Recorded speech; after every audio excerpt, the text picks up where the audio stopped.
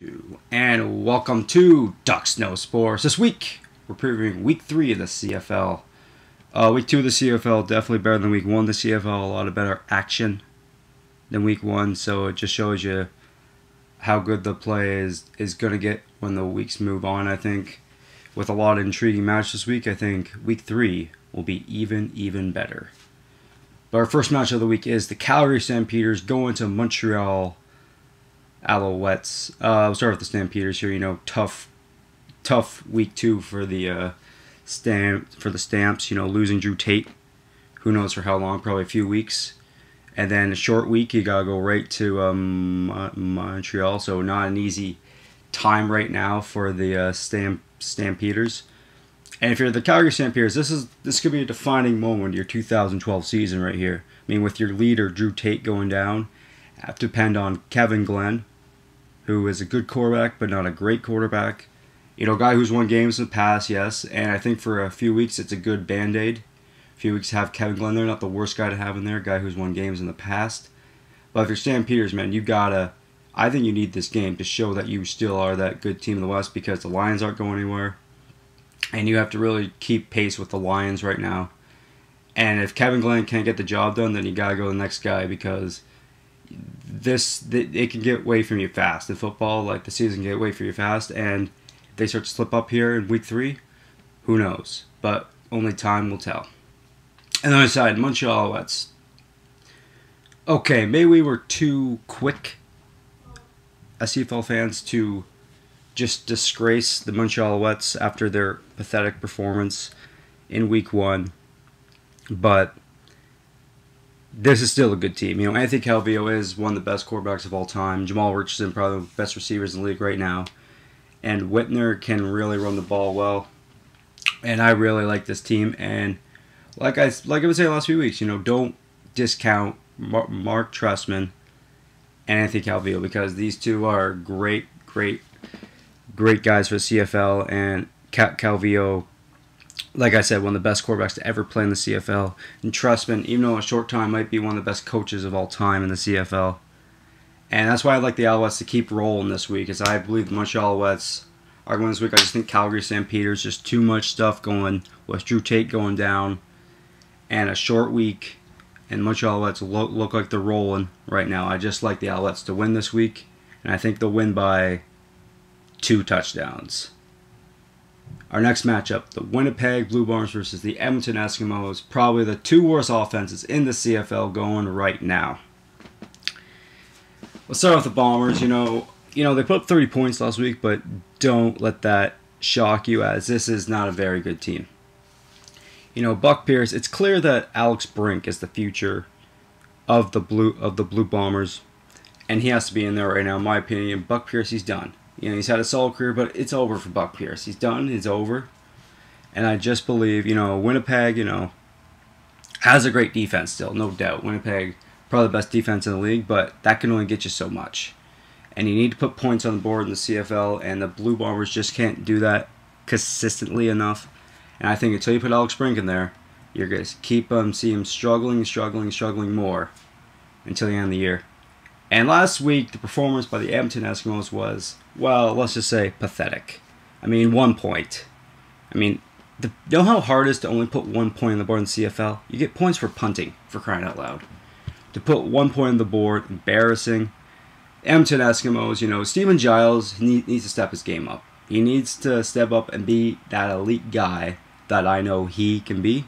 And I think this is the perfect opportunity at home this week against a team that's struggling just as much as them. And I think Steven Giles is going to light it up. And I hope for Steven Giles' sake, because Eric Tillman put a lot of stock in this guy. And so far, it's only been 2 weeks. But, you know, he won the first week, yes, over the Argos, but didn't look that good. And last week looked pathetic. And I just believe that Steven Giles is going to have a great game this week. And I think he's not going to torch that defense. It'll probably be another low-scoring game. But I think this is a perfect game for Steven Giles this week. And I believe the Edmonton Eskimos beat the Blue Bombers by a field goal this week. And Steven Giles lights it up. Of the week, the BC Lions traveling to Saskatchewan. Should be a great one. The Lions showed last week they can deal with diversity, as they got up early in that game against the Tiger Cats. The Tiger Cats came rolling back, but they did not let it get to them, no doubt. And I just think they showed composure. They showed what kind of team they are, like a champ. Travis Lulay showing how good he can be. And I just think the BC Lions are just a step faster, a step better than everybody else in the league. And I think Travis Lulay is the best quarterback in the league. And this defense, hey, people rag on this defense, it's still a pretty good defense. And they're taking on a team, the Scotch and Rough Riders, who, going the season, I didn't think very high of. I thought they would show improvements, but I still thought they weren't ready to take the next step. Well, they're 2-0 right now, and they're looking good. I mean, on defense, they're not making mistakes. They're not letting get plays. They're not letting offenses get big plays on them.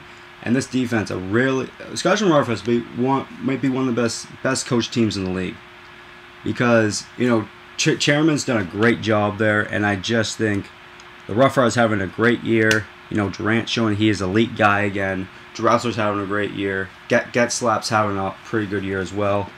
But I just think this will be a real test for the Rough Riders this week. If they can beat the BC Lions, then they are for real. But as I said, the BC Lions just a step faster, a step better than everybody else in the league, and the BC Lions win this game by 2 scores. I'll say 2 scores. I think they'll get a late And our last matchup of the week is the Toronto Argonauts taking on the Hamilton Tiger Cats, aka the Battle of Ontario. Should be good. We'll start with the Argonauts here. I said last week how Ricky Ray is done. Over the hill. Can't play. He proved me wrong in every facet of that, because scoring 400+ yards against the Stampeders, beating the Stampeders, really showed, hey, maybe the Argonauts could be a good team. Maybe it showed, hey, maybe with Ricky Ray, they could be a contender in the East. And they're just rolling right now. Corey Boyd showed up last week too, getting 100 yards on the ground. I mean, if they can get this balance of Ricky Ray throwing and Boyd running, this is going to be a scary, scary team. And this defense, Chris Jones knows how to coach a defense, and is showing right now, as this defense just flies to the ball. This defense doesn't let anything get past them. This is turning into slowly one of the best defenses in the league. And the Toronto Argonauts, things are looking good right now in Toronto. And they're taking on a team in Hamilton who is 0-2 right now, yes, but I still like this team.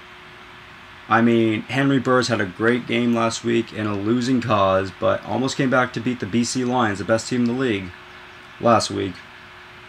And this running back they have, Walker, he might be one of the most exciting guys to watch in CFL right now. I mean, every time this guy touches the ball, I think he's going to score. I mean, that's how explosive this guy can be. And I think the Hamilton Tiger Cats this week are going to get everything working together.